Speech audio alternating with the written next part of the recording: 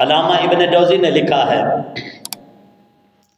کہ حضرت جبرائیل امین علیہ السلام نے کریم آقا صلی اللہ علیہ وآلہ وسلم کی بارگاہ میں ایک نوجوان کا ذکر کیا۔ عرض کیا آقا میں نے دیکھا ہے ایک نوجوان کو کہ 1000 سال تک وہ الامان الامان کی آوازیں لگاتا رہا۔ 1000 سال تک الامان الامان، عذاب میں گرفتار ہے، مصیبت میں پھنسا ہوا ہے، مشکل میں پھنسا ہوا ہے، تو 1000 سال تک الامان الامان کہ مجھے امان دی جائے، مجھے امان دی جائے۔ 1000 سال تک اپنے رب کو پکارتا رہا، لیکن رب نے اس کی طرف توجہ نہیں کی۔ 1 یا 2 دن کی بات نہیں ہے۔ ہماری صورتحال یہ ہے کہ اگر کوئی مشکل ہو، پریشانی ہو، کسی مصیبت میں گر جائیں تو ہمارے لیے ایک ایک لمحہ گزارنا بڑا مشکل ہو جاتا ہے۔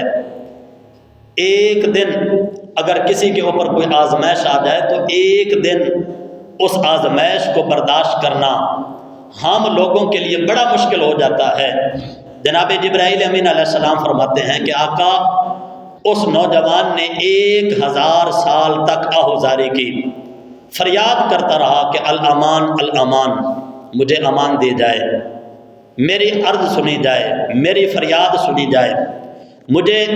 اس مصیبت سے چھٹکارا مل جائے، مجھے اس آزمائش سے باہر نکالا جائے۔ عرض کی آقا 1000 سال تک فریاد کرتا رہا کہ الامان الامان، اللہ نے 1000 سال تک اس کی طرف توجہ نہیں کی۔ کہا کہ 1000 سال کے بعد فرشتے نے اس کو پکڑ کر اللہ کی بارگاہ میں کھڑا کیا، اور پھر جب اللہ کی بارگاہ میں وہ کھڑا ہوا کہ اب وہ اپنی فریاد کہے، اب وہ اپنی مصیبت جو ہے اس کے اوپر آئی ہوئی ہے،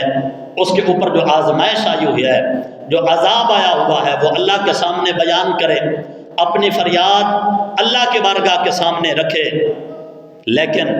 کہتے ہیں کہ جب 1000 سال کے بعد اس کو اللہ کی بارگاہ میں پیش کیا گیا،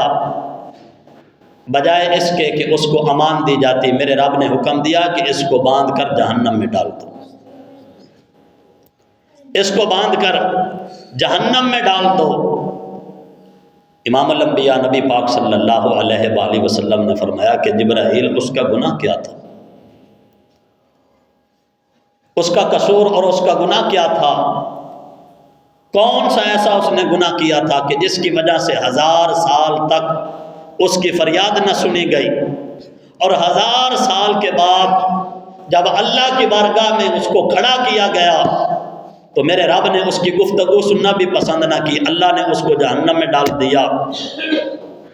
تو جبرائیل امین علیہ السلام نے عرض کی آقا یہ وہ نوجوان تھا کہ جس کی زندگی میں رمضان آیا تھا لیکن اس نے توبہ نہ کی، یہ وہ نوجوان تھا کہ جس کی زندگی میں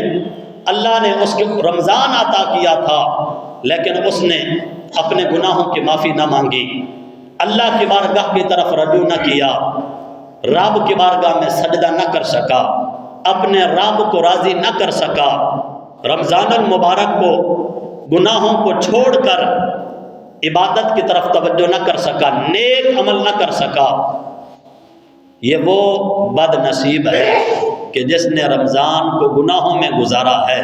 اور آج اللہ نے اس کو یہ سزا دی ہے۔ اس لیے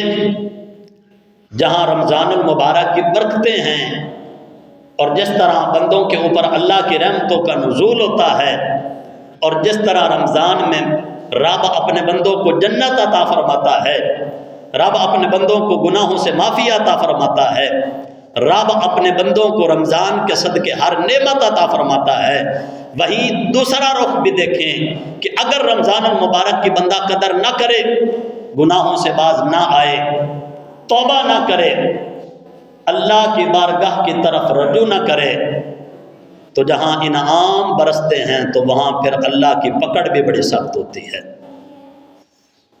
اندازہ کوئی بندہ کر سکتا ہے کہ 1000 سال تک مشکلات میں گرا ہوا،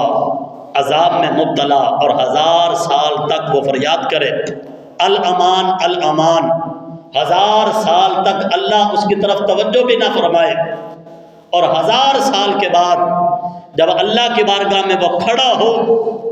تاکہ اس کو امان ملے، تو رب اس کے ساتھ گفتگو کرنا بھی پسند نہ فرمائے، اور اللہ حکم دے فرشتوں کو کہ اس کو میرے نظروں سے ہٹاؤ اور اس کو جکڑ کر جہنم میں ڈال دو۔ تو اللہ کے بندوں، جہاں رمضان میں رب کی برکتیں برستی ہیں، اور اگر بندہ اللہ کی بارگاہ کی طرف رجوع نہ کرے تو رب کی پکڑ بھی بڑی سخت ہوتی ہے۔